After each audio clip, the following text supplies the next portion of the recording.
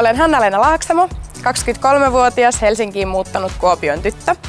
Työskentelen ICT-alalla mobiilituotteiden kouluttajana. Minä harrastan tanssia HIFKin Big Red Cat cheerleadereissä ja lisäksi käyn kuntosalilla.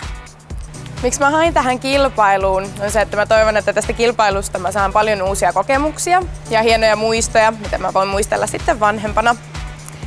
Mä myös uskon, että tässä finaalikymmenikossa on todella paljon tyttöjä, joiden kanssa mulla synkkaa hyvin, paljon samanhenkisiä ihmisiä, eli pystyy sitten luomaan uusia ystävyyssuhteita täällä.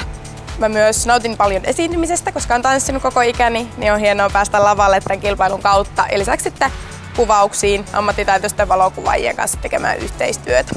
Mä uskon, että musta tulisi hyvä Miss Helsinki, koska olen aika maanläheinen, joten mulla on hyvät elämän arvot ja ne on kohdillaan. Lisäksi mä haluaisin mun omalla esimerkillä tuoda ilmi sitä, että vaikka on kaunis ja pärjää tällaisissa kilpailuissa, niin kuitenkin voi myös olla fiksu ja menestyä urallaan, koska itse olen päässyt hyvinkin nuorena urallani eteenpäin. Mä voitan Miss Helsingin, koska mä uskon, että mun persoona erottuu edukseen ja koska mun luonne on kaunis, niin se näkyy myös ulospäin.